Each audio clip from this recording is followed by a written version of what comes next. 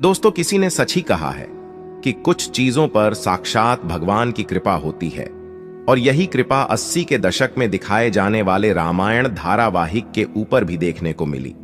तभी तो बालक रूपी भगवान राम और कौवे वाले सीन को लेकर कलाकारों का कई घंटों तक भूखे प्यासे काम करना, ये सब कुछ ऐसे हुआ मानो ईश्वर खुद इस धारावाहिक को बना रहे हों।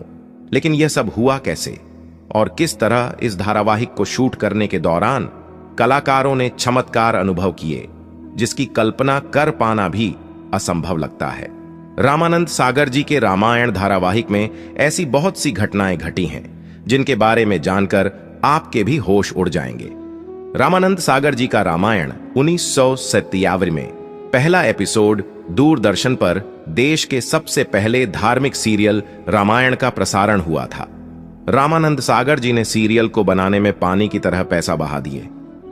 दोस्तों, बहुत ही कम लोग ये बात जब जानते हैं कि सुपर डुपर हिट होने वाले रामायण धारावाहिक को सूचना और प्रसारण मंत्रालय से कई बार रिजेक्शन का सामना भी करना पड़ा, जिसके चक्कर में रामानंद सागर ने कितनी ही बार सरकारी दफ्तरों के चक्कर भी लगाई, तब जाकर रामायण को प्रसारित करने की इजाजत मिली थी। सबसे पहले रामानंद सागर जी ने रामायण का एक सैंपल एपिसोड सूचना और प्रसारण मंत्रालय के अधिकारियों को दिखाया, जिसके बाद उन्होंने पहली दफा रिजेक्ट कर दिया था। सरकारी अधिकारियों के अनुसार इस धारावाहिक में माता सीता को कट स्लीव पहने हुए दिखाया गया था। साथ ही उन्होंने कुछ और बदलाव का भी जिक्र किया, जिसके बाद रामानंद सागर ने दोबारा से शूटिंग करके पहला एपिसोड तैयार करवाया और फिर उसको दिखाया गया। लेकिन उस एपिसोड को भी प्रसारण मंत्रालय द्वारा रिजेक्ट कर दिया गया और फिर एक बार और रामानंद सागर ने सैंपल एपिसोड तैयार किया, लेकिन उसे भी रिजेक्ट कर दिया गया। देश में पहली बार धार्मिक सीरियल तैयार किया जा रहा था, जिसका प्रसारण टीवी पर होना था। इसलिए इस बात का सुनिश्चित होना बहुत जरूरी था कि किसी भी प्रकार की कोई कमी न रह जाए, जिससे लोगों की धार्मिक भावनाओं को ठेस न पहुंचे। रामानंद सागर ने खुद एक इंटरव्यू में यह बात बताई थी कि सूचना प्रसारण मंत्रालय में चक्कर काट काट कर मेरे 2-3 जोड़ी जूते घिस चुके हैं, लेकिन आखिरकार 2 साल के बाद रामायण को हरी झंडी मिल गई और तब जाकर इसे दूरदर्शन पर प्रसारित करने का मौका मिला। उस समय फिल्में जितने बजट में बनकर तैयार होती थीं, उससे ज्यादा पैसों में दोस्तों रामायण का एक एपिसोड तैयार किया जाता था। सबसे ज्यादा मजेदार इस धारावाहिक की शूटिंग के किस्से हैं, क्योंकि दोस्तों रामायण को शूट करने के लिए सही लोकेशन का ढूंढना बहुत जरूरी था, जिसमें काफी दिक्कतों का सामना भी करना पड़ा। रामानंद सागर जी ऐसी जगह चाहते थे जहां पहाड़, नदी, समुंदर और पेड़ पौधे सब कुछ हो, और मुंबई जैसी भीड़ भाड़ वाली जगह पर इस तरह का शूट कर पाना बहुत ही मुश्किल और महंगा था। ऊपर से रामायण में कई सारे किरदारों की जरूरत थी। इस वजह से शूटिंग की लोकेशन को लेकर रामानंद सागर ने भारत के कई सारे शहरों के चक्कर लगाए और फिर हरिभाई नाम के एक व्यक्ति ने उन्हें गुजरात में मौजूद एक बेहतरीन जगह का नाम बताया। और दोस्तों, यह जगह थी उमरगांव। उमरगांव जहां रामानंद सागर गए और उन्हें यह जगह भा गई, जिसके बाद सारी शूटिंग यहीं पर शुरू की गई। धारावाहिक के निर्माता निर्देशक रामानंद सागर के बेटे प्रेम सागर जी ने अपने एक इंटरव्यू में यह बात बताई कि सीरियल के निर्माण के पीछे दिव्य शक्तियों और साधुओं का मार्गदर्शन भी था, जिसके साक्षी वह स्वयं थे। वहीं बाल स्वरूप भगवान राम और काकभुशुंडी वाले सीन से जुड़ा एक किस्सा उन्होंने साझा किया। वह बताते हैं कि काकभुशुंडी बालक राम की परीक्षा लेने के लिए आते हैं, जिसके बारे में आपको भी पता होगा। लेकिन दोस्तों, कौआ वाले सीन को फिल्माना बहुत कठिन था। एक तरह से छोटा बालक, दूसरी तरफ एक कौवा, आखिर कैसे शूटिंग हो? सबसे पहले तो बड़ी मुश्किल से कौवा को पकड़ा गया और उसे सीन पर लाया गया। लाइट और कैमरा ऑन हुआ और तब रामानंद सागर के पास गए और हाथ जोड़कर उसे प्रणाम किया और बोले कि हे काकभुशुंडी जी, मैं संकट में हूं, कृपया मेरी सहायता करें। इसके बाद जो हुआ उसे देखकर दोस्तों हर कोई हैरान था। एक कलाकार जिस तरह काम करता है, ठीक उसी तरह भी काम कर रहा था।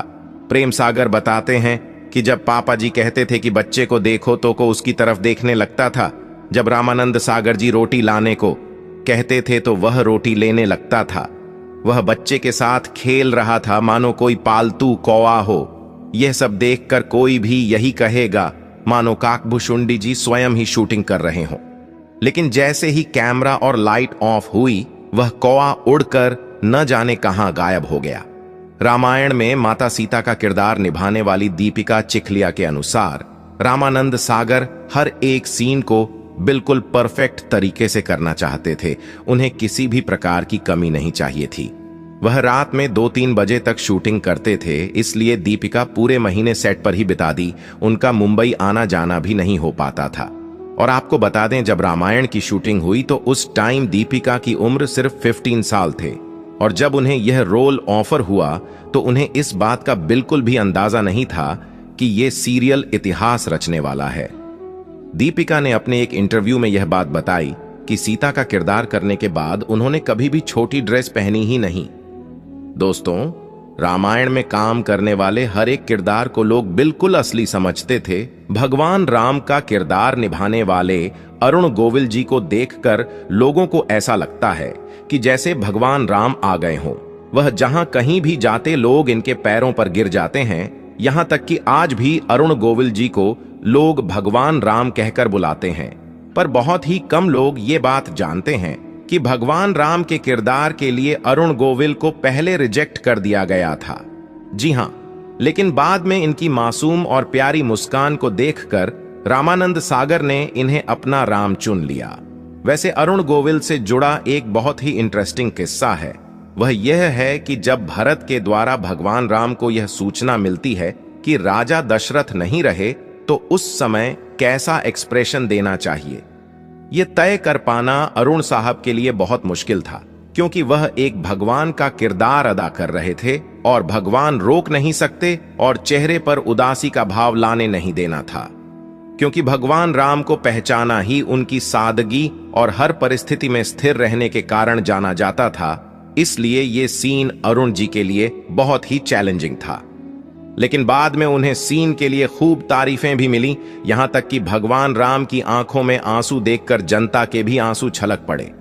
लोग ये महसूस कर पा रहे थे कि पिता के जाने का गम भगवान राम को कितना हुआ है। भगवान राम के परम भक्त हनुमान जी का किरदार निभाने वाले दारा सिंह जी को भला कौन भूल सकता है। उन्होंने पर्दे पर इस किरदार को दोस्तों एकदम जीवंत बना दिया।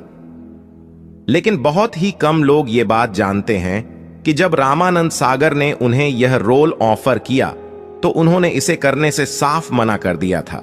क्योंकि उस समय दारा सिंह 60 साल के हो गए थे, इसलिए अपनी उम्र का हवाला देकर उन्होंने काम करने से इनकार कर दिया। पर जब रामानंद सागर जी ने काम करने के लिए जिद किया, तब जाकर उन्होंने हनुमान जी का किरदार निभाने के लिए हां कह दिया। क्योंकि रामानंद सागर जानते थे कि अगर इस आइकॉनिक किरदार को कोई बलशाली इंसान कर सकता है तो सिर्फ दारा सिंह ही है। और इस किरदार को निभाने के लिए दारा सिंह ने अपनी श्रद्धा से चिकन मटन जैसी सभी चीजों को त्यागने की शपथ ली थी। दारा सिंह हनुमान जी के बहुत बड़े भक्त थे, इसलिए उन्होंने यह कहा था कि जब तक वह शूटिंग पूरी नहीं कर लेते तब तक वह चिकन मटन को हाथ भी नहीं लगाएंगे। और दोस्तों, नटखट लेकिन तेज लक्ष्मण का किरदार निभाने वाले सुनील लहरी जी को भी लोगों ने खूब पसंद किया। अपनी शूटिंग के दिनों को याद करते हुए वह कहते हैं कि जब रामायण की शूटिंग शुरू होती थी तो कई सारे कलाकार पानी पीना तक छोड़ देते थे और वह 5-6 घंटे तक पानी नहीं पीते थे। क्योंकि रामायण की शूटिंग की समय आज की जितनी सुविधाएं नहीं थीं, सेट पर वॉशरूम की काफी दिक्कतें थीं, जिसकी वजह से लोग पानी तक नहीं पीते थे। क्योंकि अगर पानी पिएंगे तो टॉयलेट जाना पड़ेगा और गांव में ऐसी कोई भी सुविधा नहीं थी, इसलिए लोग पूरे फोकस के साथ सिर्फ और सिर्फ शूटिंग पर ध्यान देते थे। कई दिनों तक लोग अपने घरों पर बात भी नहीं कर पाते थे। इसके बारे में बताते हुए सुनील लहरी कहते हैं कि उन दिनों हम शहर से बाहर शूटिंग कर रहे थे, जहां पर किसी भी प्रकार के फोन का इंतजाम नहीं था। वहीं से कुछ दूरी पर टेलीफोन की सुविधा थी, जहां पर लोग जाकर अपने घर वालों से बात करने के लिए घंटों तक लाइन लगाकर खड़े रहे दिए थे। वैसे तो रामायण की शूटिंग के दिनों की तो कई किस्से चर्चित हैं, लेकिन उनमें से एक किस्सा सुग्रीव के रोल को लेकर है। असल में रामायण में सारी कास्टिंग हो चुकी थी, लेकिन रामानंद सागर सुग्रीव के किरदार को लेकर काफी चिंतित थे। उन्हें इस रोल के लिए कोई बेहतरीन कलाकार मिल ही नहीं रहा था और इस परेशानी में वह एक दिन भगवान राम का नाम लेकर सोए और फिर सुबह बहुत ही गजब का चमत्कार हुआ। अगले ही दिन इंदौर से एक अच्छी पर्सनैलिटी का पहलवान आया जिसे तुरंत ही सुग्रीव के रोल के लिए सिलेक्ट कर लिया गया। और यह रोल निभाने वाला कोई और नहीं बल्कि दोस्तों श्याम सुंदर थे, जिनका हाल ही में निधन हुआ है। और इस तरह के कई सारे किस्से रामायण की शूटिंग के दौरान हुए, जिन्होंने इस धारावाहिक में हमेशा हमेशा के लिए अमर करके सबके दिलों में बसा दिया। यह धारावाहिक आज भी बहुत ही खास और नायाब है और 100 साल बाद भी जब लोग इसे देखेंगे तो यह उतना ही अच्छा लगेगा, कमाल का लगेगा कि सबके दिलों में उतर जाएगा। आज के इस वीडियो में सिर्फ इतना ही। दोस्तों, वीडियो अच्छा लगा हो तो वीडियो को लाइक और चैनल को सब्सक्राइब भी जरूर कर देना और कमेंट में जय श्री राम जरूर लिख देना। धन्यवाद।